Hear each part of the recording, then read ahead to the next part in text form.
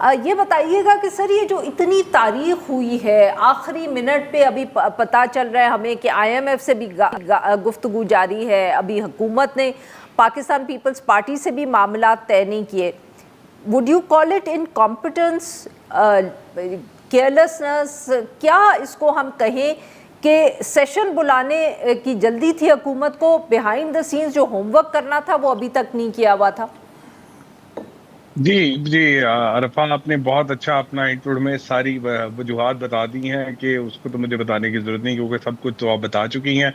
बिल्कुल आपसे मैं तायद करूंगा, ये नाअहली या इनकॉम्पिटेंसी इसको कहेंगे कि आपको अगर पता था कि भाई आईएमएफ जो है उसने इतनी सख्त कंडीशन रखी हुई है, आपका ये पता था कि एफबीआर के रेवेन्यू टारगेट जो है वो रिवाइज टारगेट से भी हम तकरीबन 700-800 बिलियन का शॉर्टफॉल होगा, आपको पता था कि जी आखिरी अगले साल का जो बजट टारगेट है वो 15.5 ट्रिलियन है, जो 18% 20% ग्रोथ होगी, एफबीआर जो इससे निकालेगा वो एक अब क्वांटिटेटिव टारगेट बन चुका है आईएमएफ का, और उसको पूरा करना आपकी जिम्मेदारी होगा। आपको पता था कि आपने जो है ये डेफिसिट के नंबर्स अगले साल के दिखाने हैं, आपको पता था कि आपने सूबों से इतना आपने जो है ना खर्चा शेयर करना है, फिर आपको पता था उसके बावजूद आपने सूबों से ये सरप्लस लेना है, और आपको पता था कि पीपल्स पार्टी को ये मसले आएंगे, आपको ये पता था कि आईएमएफ हमारी ये बात नहीं मानेगी, फिर भी जो है आप इसको आखिरी दिन तक लाते रहे, तो इसको नाअहली नहीं तो क्या कहेंगे आरफा?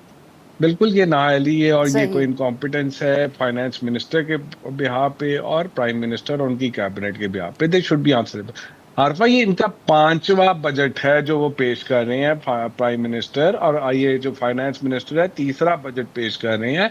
जब पहली दफा इन्होंने 2022-23 में बजट आया था तो कह गए थे, पिछलों ने ये कहा था किया था तो हम उसकी वजह से हमें ये ऑस्टेरिटी करनी पड़ी है। अगले साल कहा कि जी हम डिफॉल्ट कर रहे थे, हमने मुल्क को डिफॉल्ट से बजाय अपनी पॉलिटिक्स को मारा। आज भी उसी के इर्द गिर्द घूम रहे हैं। आज भी एहसन इकबाल की डिमांड ये है कि जी वो ट्रेडिशनल वे में पीएसटीपी दिया जाए, जिसकी बंदर बाट होती है। क्यों बंदर पार्ट होती है? जी। वो जाता है, वो हर एमएनए एमपीए के पास जाता है, आपकी आपकी थिंकिंग के अंदर जो है आपको वो फ्यूचर की नहीं है। आप 1990 की दहाई से बैठे हुए हैं, आपको यहाँ से अगर नहीं चला सकते तो फिर घर जाए ना यार, आपको आवाम तो लाई नहीं, तो फिर अगर चलाना है तो फिर ठीक सही। तरीके से चलाए, वरना जाए।